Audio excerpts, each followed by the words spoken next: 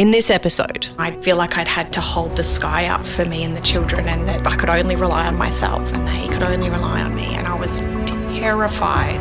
welcome to There's No Place Like Home, Paths to Healing. This series is about domestic abuse. Listen with care. CommBank acknowledges the traditional owners of the lands across Australia as the continuing custodians of country and culture. CommBank Next Chapter is proud to partner with FW to bring you this important series. Support is available for people within Australia experiencing financial abuse, even if you don't bank with us. For many, escaping from an abusive home is just the beginning, because there's surviving the immediate crisis and then there's recovery, everything that comes next. I could so clearly see that childhood that they were entitled to being taken from them. How young do children remember? We know even kids who aren't talking, so pre-verbal. You know, the number of mums who say to me they go from 0 to 100. They have such big reactions to small things, but we know that there are programs that can help people heal. I think it's the biggest gift, because your children get to be who they are. How much did my children hear? How much do they understand? How is this all going to affect them? Like countless other mums who've escaped domestic violence, these were the questions Bethany Adams asked herself. In this episode, I'm joined by Bethany and clinical psychologist Dr Sherryn Tobin, whose innovative psychotherapy is helping mums and children recover after abuse and keep this crucial connection alive. Together, we'll find out how Bethany and her children regain their small pockets of joy, what we can actually do to support parents and kids after abuse, and the lifelong risks if we don't act. Welcome to There's No Place Like Home, Paths to Healing. It is so wonderful to have you both here today. I would love to start by asking each of you to share a little bit about what you do and what drives you in the work you do. Dr Tobin, can I call you Sherryn? Yeah, of course. Sherryn? Please do. Can I start with you? Yeah, I think I always wanted to work with children. I think kids are just awesome. They're witty, they're funny, they're honest, and they're very wise. And I think what that means is they're very aware of what's going on in their surroundings, and that goes for really positive, joyful experiences, but it also means that they can see and hear and remember a lot when they go through scary things, even from a really young age. And so I guess why I do what I do is to really give them a voice, highlight that they sadly are impacted by family violence, then they're not just kind of passive observers. I'm lucky to work at Take Two at Berry Street, where we have programs that we know are effective for children and mums who have experienced family violence. So to really help them heal and recover and move forward in a way where they can just be kids. When you say young, how young do children remember?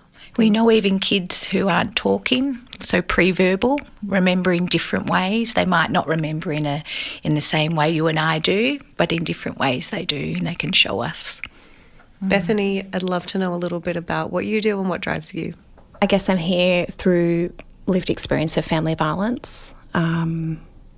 Sadly, my experiences of family violence span for majority of my adult life and my children's lives. What's brought me to work in advocacy and, you know, later on as a professional in the sector is just wanting to make a difference, particularly for children who have had these childhoods taken from them.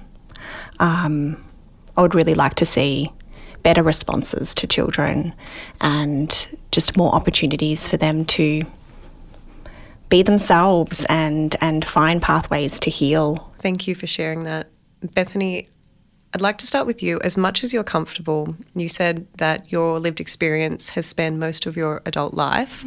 Do you mind telling me a little bit about what your experience has been with the man who perpetrated abuse against you and with whom you had children? I turned 42 this year, and sadly, I guess my experience started back when I was 19. And during that prolonged period of my life, I experienced severe physical abuse, emotional, psychological, financial, isolation, deprivation. And I think probably it's really the small things that really hollow you out. The inability to go to a hairdresser, wear nice things, socialise, have a job. I think part of my experience and the experience of many other people is that the perpetrator attempts to shape you into something that they demand you to be, that satisfies them. I had children. It wasn't something that I had control of. I had no consent over that.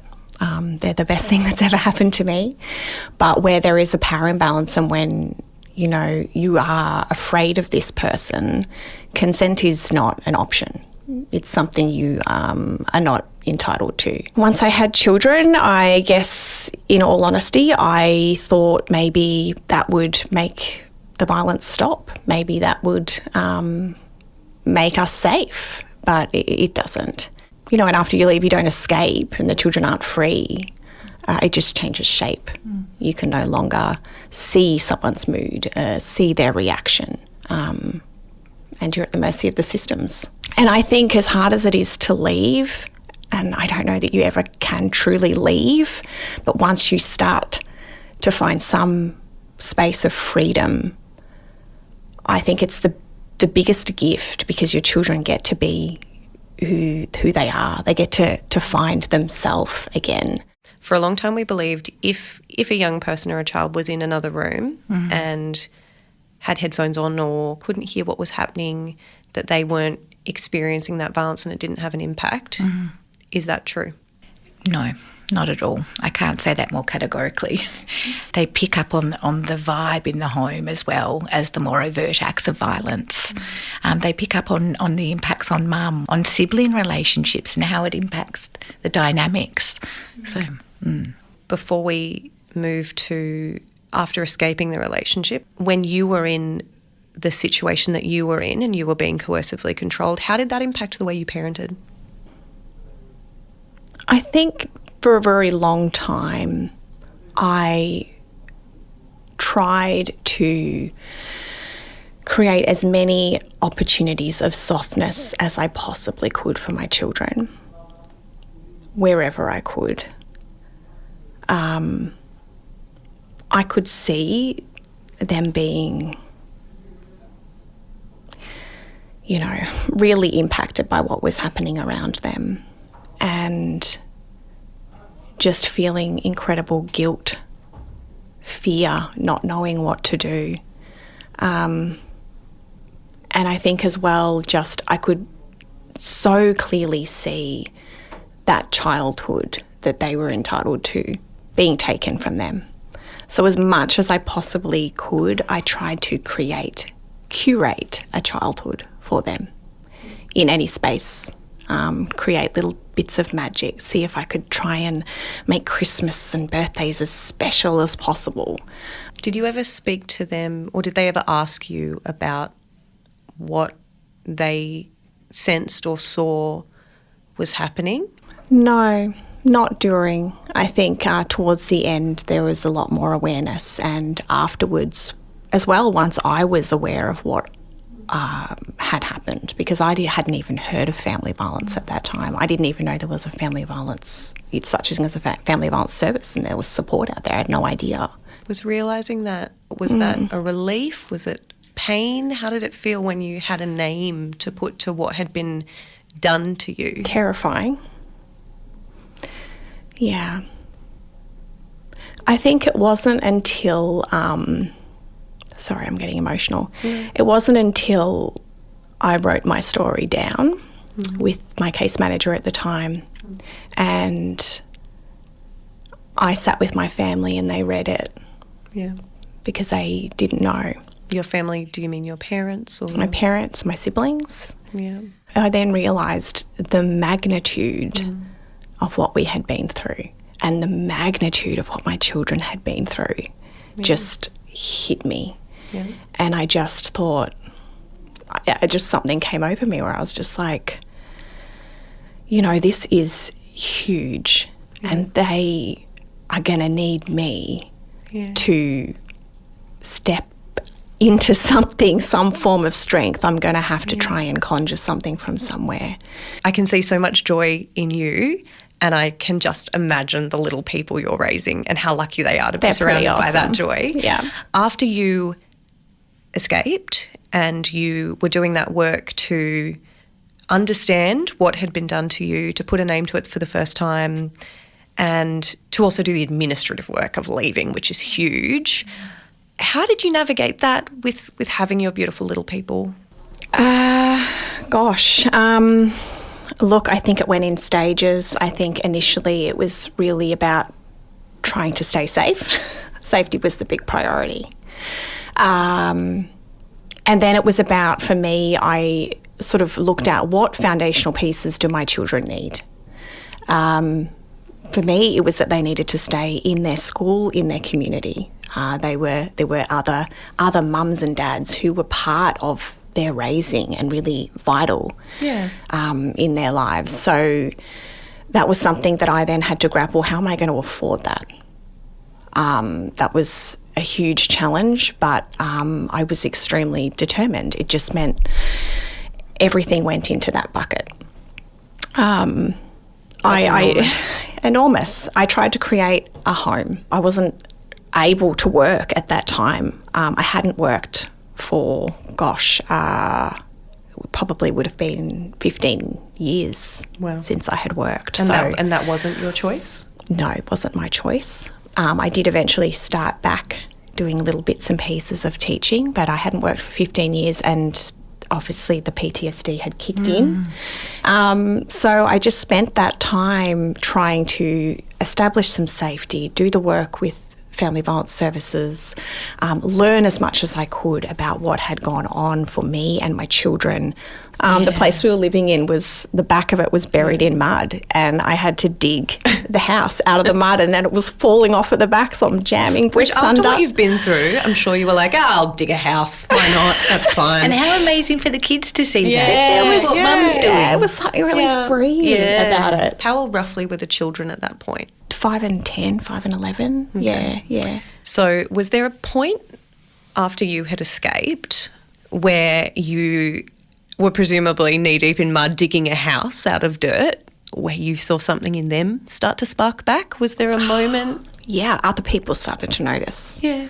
What did they notice? I started to see them be a bit naughty.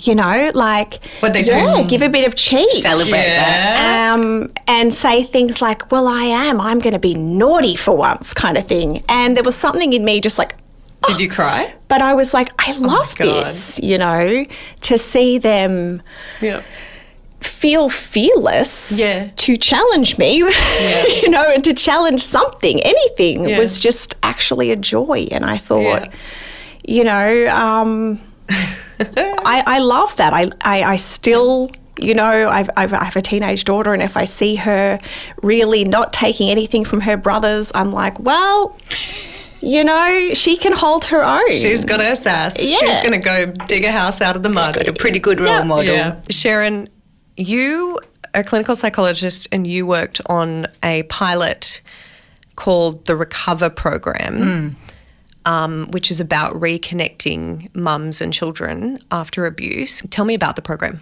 Yeah, sure. So it's a particular model of therapy called child-parent psychotherapy. It has been proven to be effective in helping children and mums heal after family violence. It's a joint therapy, so it's a relationship-based therapy. So what's a relationship-based therapy? I think you've demonstrated beautifully, Bethany. Yeah. You are the most important people in the child's life. You know them the best. Yeah. We also know family violence can impact that parent-child relationship, and also that children look to you for their safety and protection. Yeah. So they are the best way to help the kids heal. And so it's a model of therapy where there's essentially 3 phases. So the first phase is getting to know the mum. Really, you know, it takes such bravery to seek help, and we really want to honour that. And so we spend time getting to know the mum, spend time getting to know about all the angel moments you've just described and all the beautiful strengths of the family, but also understanding and trying to connect how those experiences of family violence may have shaped how mum's feeling and thinking and behaving, and also the children. What are some of the common responses or the common emotions that you see play out at that point? So particularly for children, we know it's really common for them to, as kids grow up, and it's meant to be the case, everything's about them, everything, the good stuff, but also sometimes the scary stuff. Yeah. So it's not uncommon for kids to blame themselves or think in some way, if I hadn't have been messy, Dad wouldn't have got angry and then he wouldn't have hurt Mum, or I should have done something. And so our role in that first phase is to work with the mum to develop, like a trauma story. And one of the things we consciously do in that is speak the unspeakable. So what is a trauma story? Yeah, so I'll give you an example. And this is fit. So this program the evidence is really for 0 to 5-year-olds, but we use the principles for kids that are a lot older. Okay. But we would prepare something like, and we do it with the mum together. You saw and heard Daddy get angry, and there were times where you saw Daddy hit Mum, and now Daddy's gone. And now you find it really hard to leave Mum. A phrase you use a lot is speaking the unspeakable. What do you mean by that? Understandably, it's hard to put words to these experiences. They're all you know. And then you go, ideally go through that phase of recognising what's happened. And so it's very common that families haven't had conversations about their experiences. It's too hard. But also mums in particular really worry about further traumatising kids. Actually, not just mums, I think other clinicians do too. So professionals also? Professionals as well, yeah. But we know that children know. And so we know that we are just putting words to and using play to speak to what they've gone through and their internal story. And the alternative, I'm assuming, is that little one sits there and thinks and is never contradicted in their assumption that it's their fault. Yeah, and exactly. Done something wrong. And they're alone in that. And I don't think anyone can do this kind of healing and recovery alone. You need other people, particularly kids. Is there an idea as well that your parents are all powerful and they're all knowing? Yes, and that goes for mum and dad. And so it's not uncommon for me to work with kids which is so hard for the mums, because the mums are doing all of the work to help the kids heal. But it's not uncommon for us to work with kids that they're quite angry at mum. So they might be angry that they had to leave their school suddenly, that they had to flee their house without all their toys. They didn't get to say goodbye to their friends. You and I know why mum probably did that, but they're too young to understand. And so even more kind of specific ways, if there's acts of violence in the home, it can be really common for mums to try and keep the person who's using violence in a separate room so that the children are physically safe in another room, and that she's trying to keep the person who's using violence separate. Particularly for very young kids, that can be really confusing because they think mum is like a superhero and she can be in two places at once. And they want to be with mum. And they want to be with mum. They're scared. They can hear yelling. They might hear things breaking, or, they're startled by noises. And so they're confused why mum's not there to comfort them and reassure them. But we know mum can't be in two places at once. And so part of my role is helping them understand that where it's appropriate depending on their age. You write the trauma story with mum, and then that's the point when you bring the child in. in. So then we go into the second stage. Ideally, we'd meet with mum and the child weekly in the same space. I am always on the ground, so I've got a mat with toys. Mum's on the ground with me and the child. I might have things like, a doll's house. I'll get the child to choose little figures for each family member. What kind of patterns do you see? Well, when I say play, they really, I guess what I mean is they use the toys to tell a story. And what are you asking them them when they're sitting there telling that story? So we introduce that story there. We talk to their experiences and what their struggles are now and what therapy is, and then we allow them to just lead. But it's not uncommon for kids to, lots of babies getting hurt, babies never being safe. The bad people are always winning. The good people can't protect the babies. And so what we do over time is try and put words to it and really help them, the mum and the child, try and make sense of it. So I might say something like, oh, it looks like, the babies are all getting hurt. And then we elaborate on that. Oh, it looks like, when that daddy's here, no one feels safe. And over time it evolves.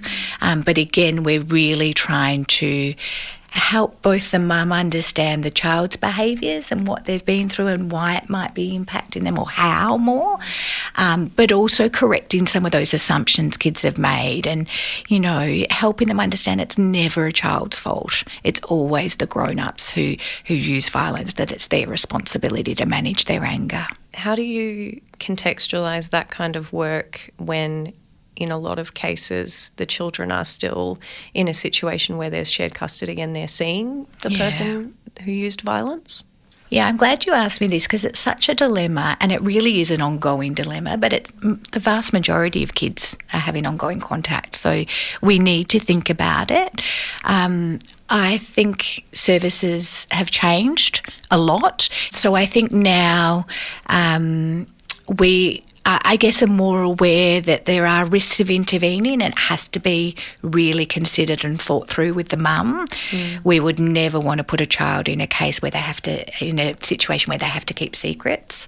Yeah. So, we have this therapy where they're told they can speak the unspeakable, but then they have to hide it from daddy. We would never want to put them in that position.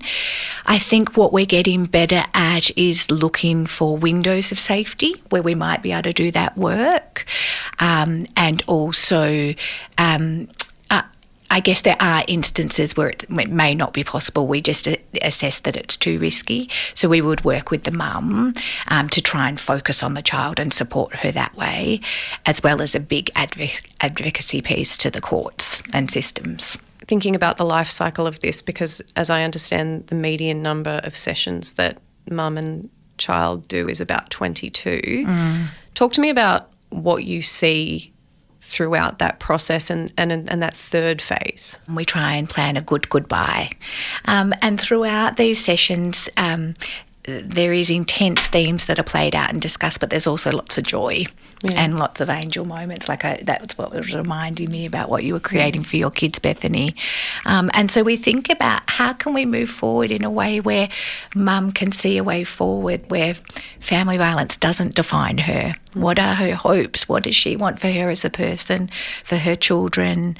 Being realistic and authentic, what are some of the future challenges that might arise, And what are they?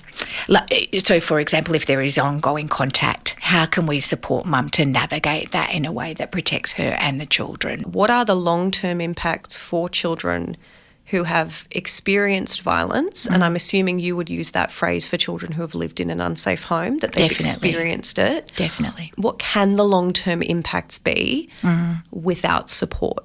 Significant symptoms of post-traumatic stress. And that can be so impairing on their day-to-day functioning. What does that look like? I think it's hard for kids to be kids and to be young adults as well. Their brain is constantly on alert, and so they fall behind in their learning. It's really common for us to work with kids who have fallen behind their peers. They can't concentrate, they're in that fight, flight, freeze mode constantly. It has difficulties with peer relationships. They might misinterpret, things from friends, and they have, the number of mums who say to me they go from 0 to 100. They have such big reactions to small things, and it's because their brain again is wired to be on that on the lookout. And so we know also long term that there are really big risk factors for kids' mental health, anxiety, depression and PTSD. We know all of these things, so early intervention and prevention is so critical. And we know that there are programs if I wish no child went through it or mother, but we know that there are programs that can help people heal, and that we can help them just be normal kids and live a life where they're upset with you because of what you put in their lunchbox, as opposed to, having really grown-up worries, which they have when I first meet them. She's making me dig a house again. Yeah, exactly. Dig a house out of mud. Why is she doing it again, Mum? Exactly. I think what you just said is really important in the sense that it's not hopeless, and we talk about the cycle of violence, and I think sometimes there is an idea that if we acknowledge that it's inevitable.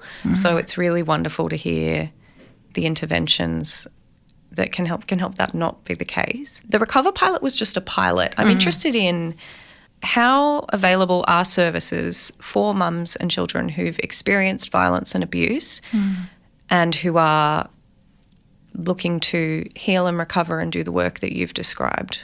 Are they easy to access? I think they're more available, but I think demand outstrips availability. And I've spoken to one model today. There'll be different programs that are available. We need to have far more better access to trauma-informed services where we can work with parents and families no matter what the context, but it's done in a very considered way. So even if there is ongoing contact, even if there is court involvement, we know that not supporting children and families, there are risks to that as well.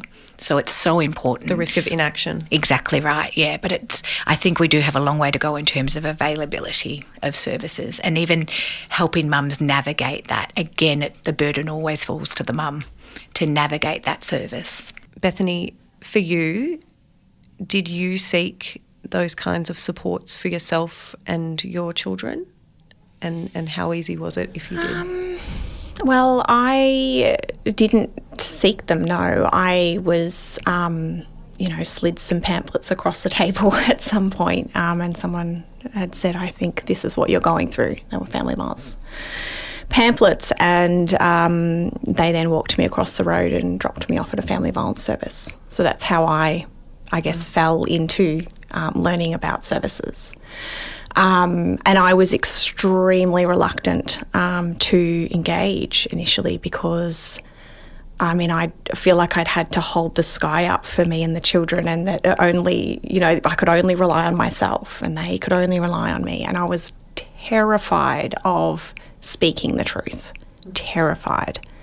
It was really hard to take the lid off that, to unveil something that I had to keep, a secret and under wraps for so long, to stay safe, to find the courage to be able to speak it. And then, I guess then find the language and the framework to then be able to model that language to my children, and then to model help seeking to my children, and to then, eventually learn to show them that it's okay to seek support when you need it, and this is how it's okay to not be doing so well. So I sort of went from being terrified of doing any of those things to realising how important it is to actually model to your children that I've been really affected by this, or I'm not, today I'm just feeling a bit overwhelmed, or, I have a session with my psychologist today, and just really normalising it. If you're comfortable sharing, were there moments where your children had questions for you after, or was there any frustration or anger, or, did you have those difficult conversations with them? Yeah, it is. It's a roller coaster. It's a mix of emotion. There's a lot of confusion. There's a lot of jumping about, because I think children, they've been raised in such unstable ground. They haven't had that opportunity to just live in that little bubble of safety and security and love for that little period of their life. They never got that. Did they tell you that, or did you observe that? I just see it. I see other children. I used to see other children playing at the playground and seeing how free and easy, they were. They have a different air about them. Yeah. And I really grieve that for children. Yeah. So as they go through life, they've not known stable ground. They've not known it, ever. So as a mother, your job is to try and build that. From what? Yeah. From nothing, while still navigating systems that are trying to really shattered that, they're being weaponised really by perpetrators. So Bethany, that's hard can work. I just say, don't underestimate the glimmers and the angel moments you Agree. built in I for call them. them powerful acts of resistance. Yeah, because they are. They can are. be incredibly buffering and protective for kids. And I think that would be one of my top tips, I think, to rebuild as a parent. It's, I try to curate those moments. I found it conscious work. So How do you do that? What are the moments? pull all the doonas out of the rooms into the lounge room, get a tub of ice cream, stick some spoons in it, and every Friday night you're going to watch a funny movie on the Brilliant. floor, right? Do you have a favourite Even movie? if you can't be bothered. Is there a go-to? No, look, anything they want to watch, but you've got to curate it. Yep. It doesn't just happen. Yeah. You're creating opportunities to lay a new blueprint over the top of an old. And such authentic moments of connection. Yeah. And sometimes if you force yourself to just sit and laugh with your kids, even when you're feeling like you're in the gutters, you're always glad that you did, but you have to create it. It's very conscious work. And that creates opportunities for new brain pathways for your children. They're growing in those moments. That's the healing. Did you find that you had to rebuild or perhaps build something new in your relationship and how you mothered your children after you left? I think one of the big things that shifted for me is I realised that I needed to approach everything with preservation of connection being the absolute priority. And I can't think of anything more important to children who have been through family violence, whether they're 15 or 35, if they fall off the track a bit, that connection with mum is unbreakable. Yeah. And I think that's the gift. So the pilot that you did, what's next for that? Is there any? Yeah, it's really exciting. So, I'm lucky enough to work at Take Two at Berry Street, where they've invested a lot in that.